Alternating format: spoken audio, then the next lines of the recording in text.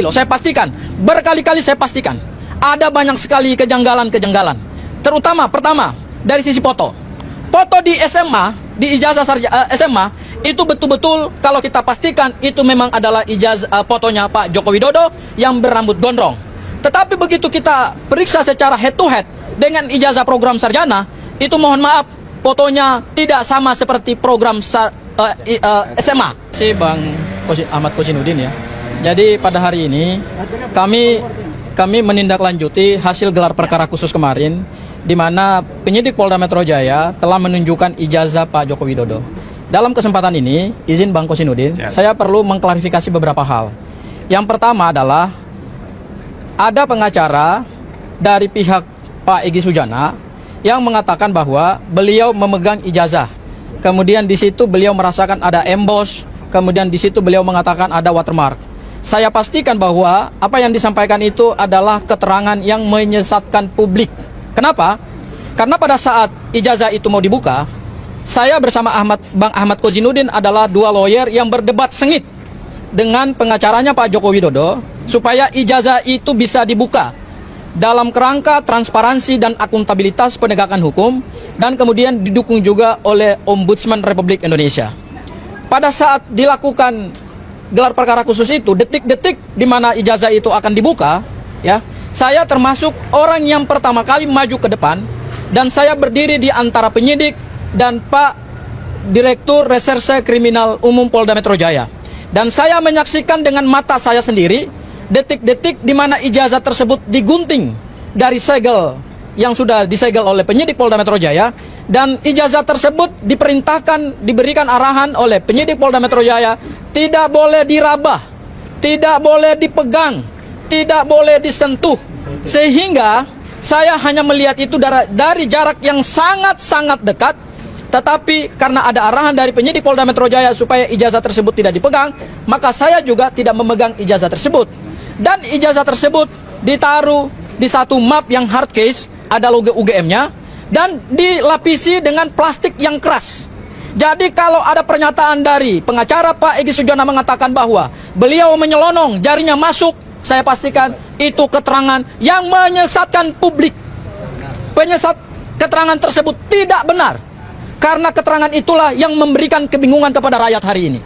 Bahwa berdasarkan keterangan dari Bunda Eli, ijazah tersebut ada embossnya, ijazah tersebut ada watermarknya. Saya pastikan keterangan tersebut keterangan yang tidak sesuai dengan fakta di dalam gelar perkara khusus. Itu hal yang pertama. Hal yang kedua, pada saat dilakukan gelar perkara khusus itu, ada dua ijazah yang dibuka, yaitu ijazah SMA dan ijazah program sarjana. Dan dua-duanya tidak boleh disentuh dan ditaruh di map yang sangat keras dan dilapisi oleh kertas sehingga tangan kita ini tidak bisa menyentuh.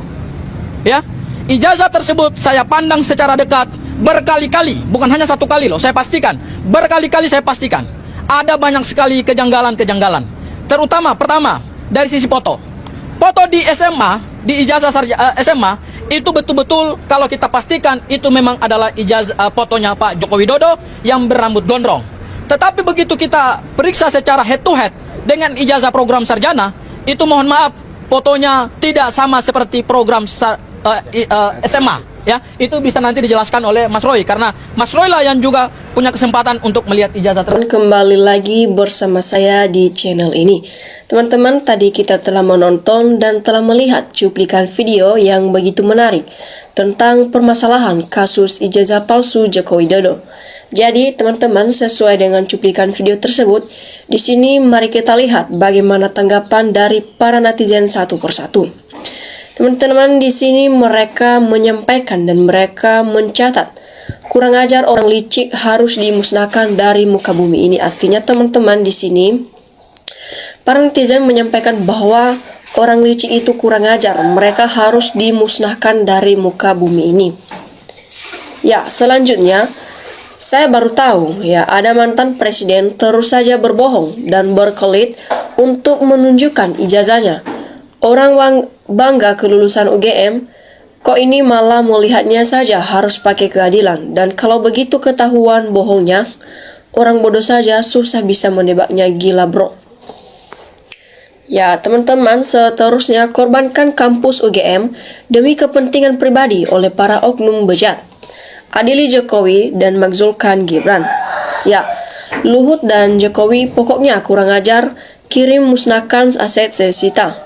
Setuju Polri untuk dibubarkan. Ya, saya sangat setuju kalau Universitas Geng Maling dibubarkan. Ternyata teman-teman, manusia paling bejat itu ada di pembohong, munafik, koruptor, pembunuh lagi. Ya, yang paling heran lagi, jadi mantan presiden, kalau memang benar semua itu keterlaluan banget. Ya, selanjutnya di sini mereka mencatat teman-teman, jadi Jokowi diadili di dunia, apa di akhirat? Yang setuju diadili di dunia tunjuk tangan. Segera bongkar hubus JKW serta antelnya, jangan biarkan virus menyebar. Andai rakyat Indonesia lalai kehancuran akan ada di depan mata.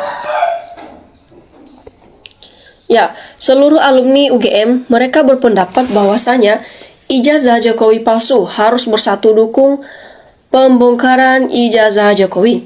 Nah, teman-teman, saking pintarnya akal liciknya Jokowi bikin undang-undang sendiri yang disahkan sendiri, merasa negara Indonesia ini milik Jokowi ataupun miliknya sendiri dan milik keluarganya dan antengnya sendiri, sehingga dia berani dengan membuat undang-undang dan aturannya sendiri.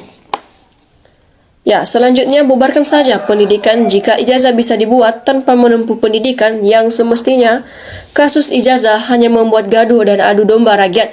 Pemecah belah negeri, seorang bapak negarawan harusnya melindungi rakyat dari perpecahan, bukannya mengulur masalah tanpa arah yang jelas. Tindak kasihkan dengan rakyat. Artinya teman-teman, di sini disampaikan bubarkan saja pendidikan. Ya, jika seandainya ijazah bisa dibuat tanpa menempuh pendidikan, tanpa adanya pendidikan, yang semestinya kasus ijazah hanya membuat gaduh dan adu domba bagi rakyat. Pemecah belah negeri, seorang bapak negarawan yang seharusnya melindungi rakyat dari perpecahan, sedangkan sementaranya bukannya mengulur masalah tanpa arah yang jelas. Ya, tidak kasihkan dengan rakyat Indonesia ini.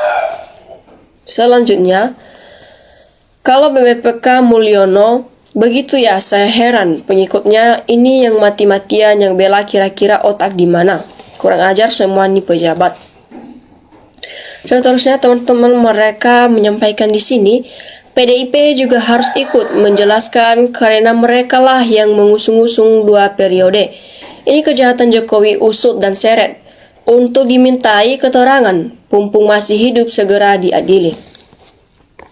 Ya, selanjutnya teman-teman, di sini Bobi N KKS Blok Medan, Kaisang KKS jet pribadi, Gibran KSS Bulog.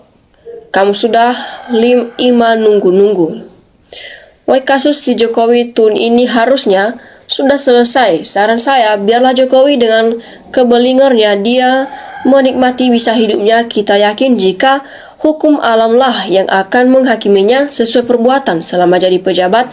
Atas sumpah jabatannya ada di sumpah pakai Al-Quran, kun payakun.